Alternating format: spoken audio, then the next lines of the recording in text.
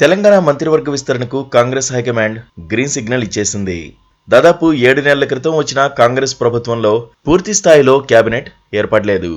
Parliament ఎన్నికలు కూడా పూర్తి కావడంతో సీఎం రేవంత్ ఇక కేబినెట్ విస్తరణ మీద దృష్టి సారించారు. మంత్రివర్గంలో చోటు దక్కని ముదిరాజు సామాజిక వర్గానికి పదవిస్తామని రేవంత్ రెడ్డి ఇప్పటికే ప్రకటించారు. దీంతో టీ కాంగ్రెస్లోని ముదిరాజు వర్గ నేతలు పదవి కోసం ఎదురు చూస్తున్నారు. ఇంతకీ ఈ పదవి దక్కేది ఎవరికి? మంత్రివర్గ విస్తరణ ఎప్పుడు జరుగుతుందా అని తెలంగాణ కాంగ్రెస్ నేతలు చాలామంది ఎదురు చూస్తున్నారు.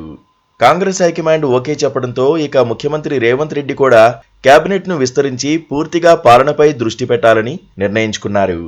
ప్రస్తుత మంత్రివర్గంలో సీఎంతో కలుపుకుని 12 మంది మాత్రమే మంత్రులు ఉన్నారు. అసెంబ్లీలో ఉన్న సభ్యుల సంఖ్య ఆధారంగా మరో 6గురికి అవకాశం ఉంది. తీసుకోవాల్సిన 6గురిలో ఒకరికి ముదిరాజు సామాజిక వర్గం నుంచి ఎవరున్నట్లు పార్లమెంటు ఎన్నికల ప్రచారం సమయంలో సీఎం రేవంత్ రెడ్డి హామీ ఇచ్చారు. దీంతో ముదిరాజు సామాజిక వర్గంకు కేబినెట్లో బెర్తు ఖరారైపోయినట్లే అని అంటున్నారు. తెలంగాణ కాంగ్రెస్లో ఉమ్మడి మహబూబ్నగర్ జిల్లాలోని మక్తల్ నుంచి మాత్రమే ముదిరాజు సామాజిక వర్గం నుంచి అసెంబ్లీకి ఎన్నికయ్యారు. వాకిటి శ్రీహరి ముదిరాజు ఒక్కరే గెలవడంతో ఆయనకు మంత్రి పదవి ఖాయమని అనుకున్నారు.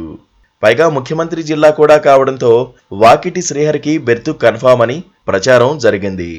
అయితే కేబినెట్ విస్తరణపై కసరత్తు జరుగుతున్న సమయంలో కొత్త పేర్లు బయటకు వస్తున్నాయి. మంత్రి పదవి రేసులోకి మరో నేత వచ్చాడు. మెదక్ ఎంపీగా పోటీ చేసి ఓడిన నీలం మధు పేరు కూడా మంత్రివర్గ రేసులో వినిపిస్తోంది.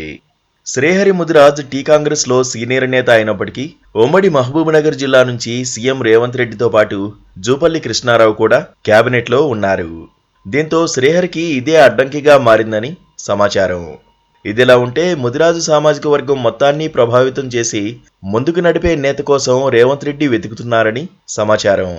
ప్రస్తుతం కాంగ్రెస్ లో రాష్ట్ర వ్యాప్తంగా ముదిరాజులను ఏకం చేసేంత సమర్థవంతమైన నేత లేరని, బీజేపీలో ఈటల రాజేందర్ లాంటి వారు ఉండడం ఆ పార్టీకి అడ్వాంటేజ్ గా మారే అవకాశముందని రేవంత్ భావిస్తున్నారని టాక్ నడుస్తోంది. అందుకే కాంగ్రెస్ లో కూడా రాష్ట్రం మొత్తంగా ముదిరాజ్ కమ్యూనిటీకి నాయకత్వం వహించి ముందుకు నడిపే వారిని కేబినెట్లోకి తీసుకోవాలని యోచిస్తున్నారని సమాచారం. మెదక్ ఎంపీగా పోటీ చేసిన నీలం మధు కొత్తగా ఎస్టాబ్లిష్ అయిన నేత. మెదక్ జిల్లా నుంచి దామోదర రాజనరసింహ ఒక్కరే మంత్రిగా ఉన్నారు. దీంతో నీలం మధుకు మంత్రి పదవి ఇచ్చి తర్వాత ఎమ్మెల్సీని చేస్తే ఎలా ఉంటుందనే ఆలోచన సీఎం రేవంత్ రెడ్డి చేస్తున్నారట.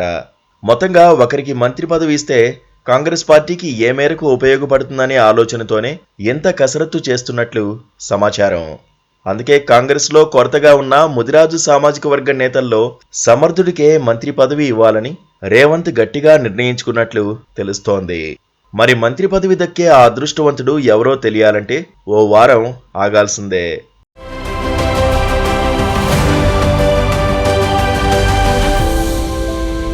Please do subscribe to Please do subscribe to Please do subscribe to Please do subscribe to Please do subscribe to Please do subscribe to KTV Telugu. KTV Telugu. KTV Telugu. KTV Telugu. KTV Telugu. KTV Telugu. Please do subscribe to KTV Telugu.